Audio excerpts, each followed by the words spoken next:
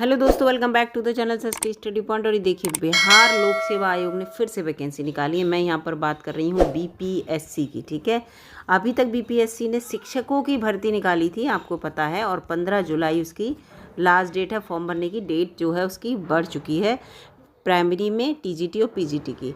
अब बीपीएससी ने जो है एकीकृत 69th संयुक्त प्रारंभिक प्रतियोगिता परीक्षा जो है वो इन्होंने निकाली है। ठीक है, जिसमें जो है बहुत सारे पद होते हैं, बहुत सारे डिपार्टमेंट में अच्छे पदों को लेकर होती है, तो वो हर वर्ष ये वैकेंसी आती है इससे रिलेटेड। तो इस समय इनका ये जो है वैकेंसी आ चुकी है, और इसकी फॉर्म भरने की डेट क्या है और लास्ट डेट क्या है, ये सब मैं आपको पहले दिखाती हूँ। उसके बाद आपको दिखाऊंगी किस किस क्षेत्र में जो है वैकेंसी है। वीडियो में बने रहिएगा दोस्तों, और सारी क्वालिफ़िकेशन क्या चाहिए सब मैं यहाँ पर आपको बताऊँगी।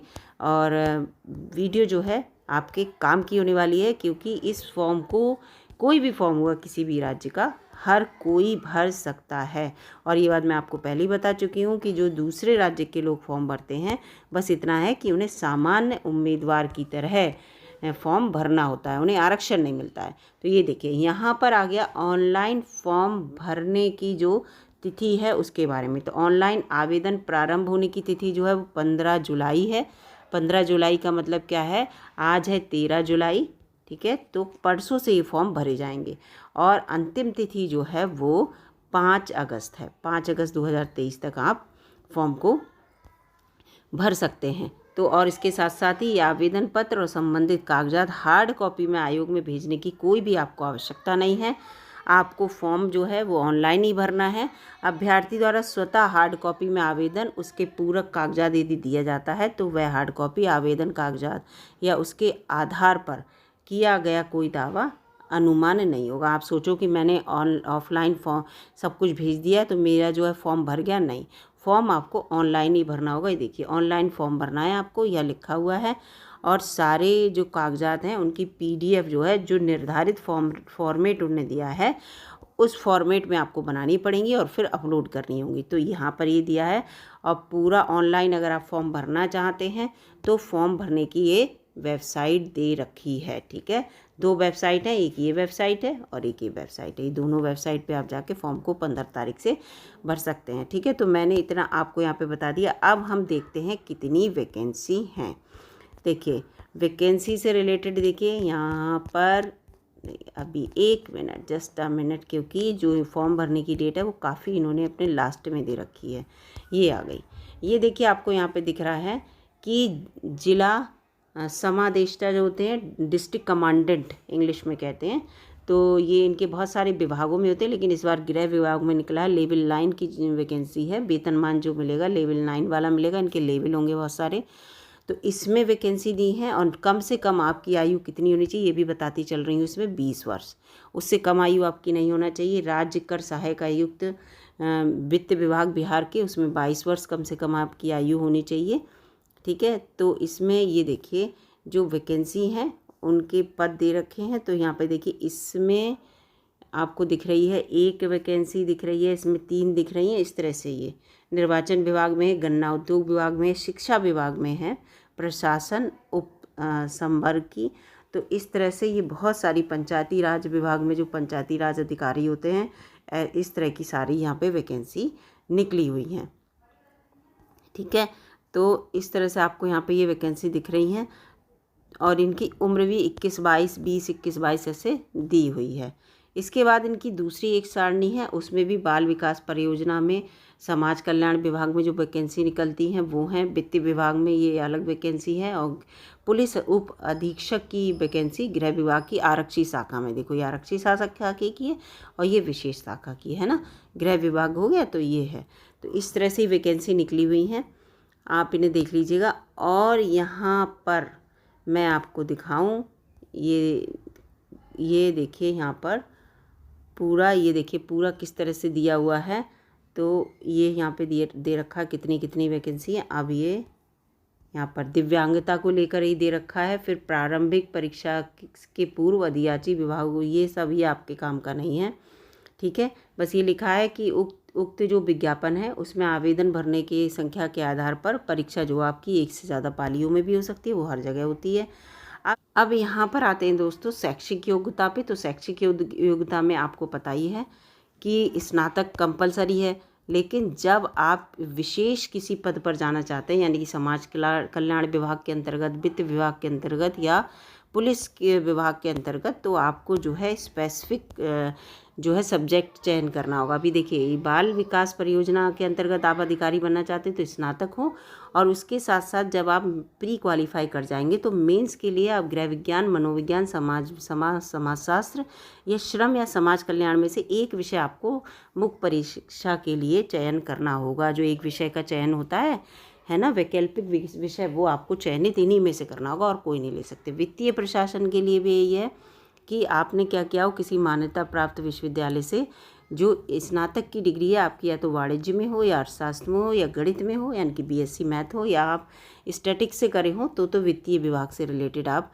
इस फॉर्म को भर सकते हैं। पुलिस उपाधीक्षक में क्या होता है, इलेक्ट्रॉनिक्स और इन सब चीज़ों से आपने ग्रेजुएशन कर रखा हो, जैसे बीटेक वगैरह आप किए हुए हों, तो इन सब को जो है कम्युनिकेशन और ये आप देख लीजिएगा, बहुत सारे इसमें ऑप्शन दे रखे हैं। अगर इस सब चीज़ों से आपने अपना ग्रेजुएशन पूरा कर रखा है तो 50% अंकों के साथ, ये लिखा है स्नातक की डिग्री कर रखी है, तो आप इसका फॉर्म भर सकते हैं।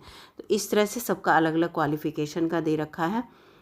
ऑनलाइन फॉर्म भरते वक्त ये लिखा ही है कि ऑनलाइन फॉर्म भरते वक्त शैक्षिक योग्यता में आपको स्नातक तो लिखना ही लिखना है, या उसके समतुल्य कोई डिग्री ज़रूर देना होगा। ऐसा नहीं कि आप केवल 12th पास दे दें या कुछ, नहीं तो आपका फॉर्म रिजेक्ट हो जाएगा। विशेष शैक्षिक योग्यता के अंतर्गत एवं वैकल्पिक विषय के पद के लिए अभ्यर्थी को ऑनलाइन आवेदन करते समय पद का चयन करना अनिवार्य होगा, अन्यथा उस पद की दावेदारी आप नहीं कर सकते। मान लीजिए आपको इस वाले पद पर जाना है और आपने क्या किया कि इनमें से कोई जो वैकल्पिक विषय नहीं चुना, तो आपको इस पद के लिए दावेदारी नहीं मानी जाएगी। इस चीज़ को याद रखिएगा। आरक्षण जैसा सबके लिए होता है वैसे ही होगा। और बिहार वालों के लिए क्या है, बिहार वालों के लिए तो आरक्षण जो है जैसा मिलता है, यानी कि SC OBC और SBC वाला वो सब मिलेगा, लेकिन बिहार राज्य से बाहर वालों के लिए नहीं मिलेगा। जो आरक्षण है पहले बता चुकी हूँ। जिनका स्थायी निवास बिहार राज्य का है या बिहार के मूल निवासी हैं उनको आरक्षण मिलेगा, और बिहार राज्य के बाहर के व्यक्तियों को आरक्षण का लाभ दे नहीं होगा। आवेदन में दिया गया स्थायी पता ही आरक्षण के प्रायोजन के लिए स्थायी निवास का अनुमन्य होगा, और जो उक्त आरक्षण के लिए उम्मीदवारों को स्थायी आवासीय निवास प्रस्तुत हर हाल में करना होगा। तो ये सबको ही पता है ये बात। तो अगर हम जिस राज्य में वैकेंसी निकलती है, अगर उस राज्य से बाहर के हैं और फॉर्म भर रहे हैं तो हम आरक्षण की दावेदारी नहीं कर सकते। अब इसमें पूरा लिखा हुआ है कि ये जो आप जिस कैटेगरी में आते हैं उस कैटेगरी का एक कोड दिया हुआ है। और इसके साथ साथ अगर दिव्यांगता है, दिव्यांगता देखो PWBD जो है, मतलब जो होते हैं फिजिकली वीकर सेक्शन से जो आते हैं, या पर्सन विद डिसेबिलिटी से आते हैं, मेंटली भी होते हैं इनमें, तो अगर आपकी 40% या उससे अधिक विकलांगता है तो आपका ये सर्टिफिकेट मान्य होगा, अदरवाइज ये सर्टिफिकेट आपका मान्य नहीं होगा। तो इसमें भी ये सब लिखा हुआ है, तो इस चीज़ को याद रखिएगा। इसके साथ साथ इन्होंने लिखा है सामान्य प्रशासन विभाग बिहार में जो है महिलाओं को रिक्ति की उपलब्धता की स्थिति में 35% आरक्षण जो है वो दिया जाएगा।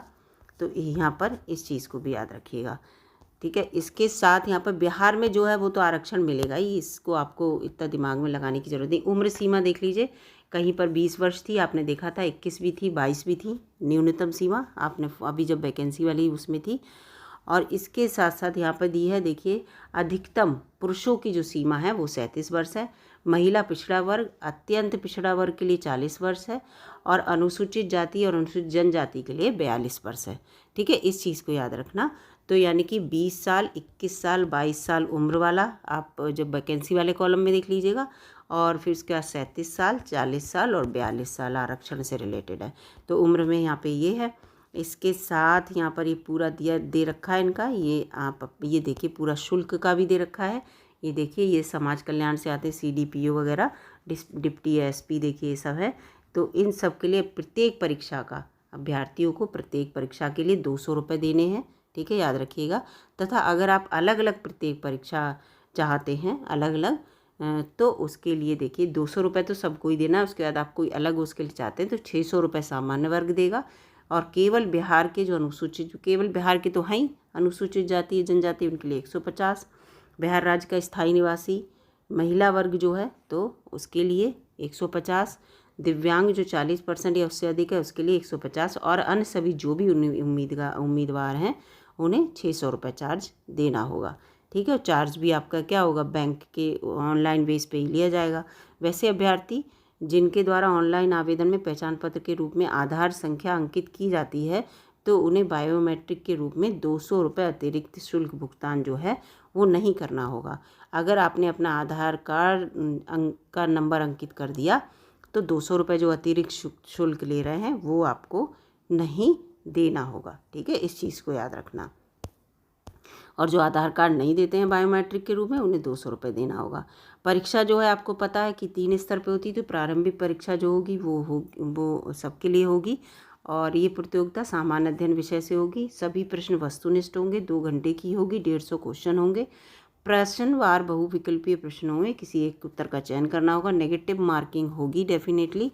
ठीक है, यहाँ पर लिखा है कि नेगेटिव मार्किंग होगी, और इसके साथ साथ ये मुख्य परीक्षा के लिए चुने जाने वाले उम्मीदवारों के लिए जितनी हमारी रिक्तियां हैं उसके 10 गुना बच्चों को बुलाया जाएगा, कट ऑफ निकाली जाएगी और उनका चयन कर लिया जाएगा। तो इस तरह से पूरा यहाँ पे लिखा हुआ है, इस चीज़ को देख लीजिएगा आप। और आपको कम से कम पास होने के लिए, यानी कि कट ऑफ में आने के लिए, कि हमें कट ऑफ में आना ही आना है, तो इसके लिए जो है इन्होंने लिखा है पूरा कि ये देखिए, सामान्य वर्ग के लिए 40%, पिछड़े वर्ग के लिए 36.5, अत्यंत पिछड़े के लिए 34, अनुसूचित जाति जनजाति महिला निःशक्तता वालों के लिए 32%। इतने अंक तो आपको लाने ही लाने हैं, अन्यथा आप प्रतियोगिता से बाहर हो जाएंगे। तो इस चीज़ को भी ये लिखा है पूरा कि जितने अंक हमने रखे हैं कि इतने अंक आपको लाने ही तो लाएंगे, तो अदरवाइज़ आप ये कहें कि अरे हमारे तो 40% से थोड़े कमी थे और हमें क्यों प्रतियोगिता से बाहर निकाल, नहीं। अगर आप सामान्य श्रेणी में हैं और 40% से कम अंक हैं तो कट ऑफ में भी आपको नहीं लिया जाएगा। अब यहाँ पे देखिए पूरा इनका विषय का दे रखा है, क्या क्या विषय की परीक्षा होगी, मतलब विषय में कौन कौन से विषय का आप चयन कर सकते हैं, कितने जो है नंबर का पेपर होगा। ये मुख्य परीक्षा से रिलेटेड है, प्रारंभिक परीक्षा का मैंने बता दिया। तो इसका जो सिलेबस है मैं आपको बाद में बता दूंगी, क्योंकि अगर सब इस यहाँ पर डिटेल में बताऊँगी तो काफ़ी टाइम लग जाएगा। बस इतना है। और ये भी देखिए पेपर दोनों भाषाओं में होगा, है ना, हिंदी और अंग्रेजी में। और जब भी कोई त्रुटि होगी तो अंग्रेजी वाला मान्य होता है, ये आप सबको ही पता है एग्ज़ाम के लिए। और ये सब यहाँ पर, और ये देखिए फिर इसके बाद आपका 120 नंबर का इंटरव्यू होगा, ये लिखा है। व्यक्तित्व परीक्षण जो है तीसरा भाग जो है, अगर आप मेंस पास कर जाते हैं तो 120 नंबर का इंटरव्यू होने वाला है। तो ये सब यहाँ पर फिर आपकी पूरी कट ऑफ निकलेगी। ठीक है, टोटल अंक के बाद जब आप पास हो जाएंगे तो आपको एक अच्छी सी जॉब मिल जाएगी, जिस जॉब के लिए आपने अप्लाई किया होगा उस जॉब को आप पा लेंगे। तो ये यहाँ पर पूरा इसका दे रखा है, आप इसको डाउनलोड कर लीजिएगा, वेबसाइट पे है बीपीएससी की, और अच्छे से इसको पढ़ लीजिएगा। ये 27/6 का बहुत पहले निकल आया था, लेकिन मैंने सोचा 15 जुलाई से फॉर्म भरा जाएगा, उससे 2-3 दिन पहले ही ये वीडियो मैं बनाऊँगी। वीडियो अगर अच्छी लगी हो, जानकारी वाली लगी हो तो लाइक कीजिएगा, चैनल पर नए हो तो सब्सक्राइब कीजिएगा। धन्यवाद दोस्तों।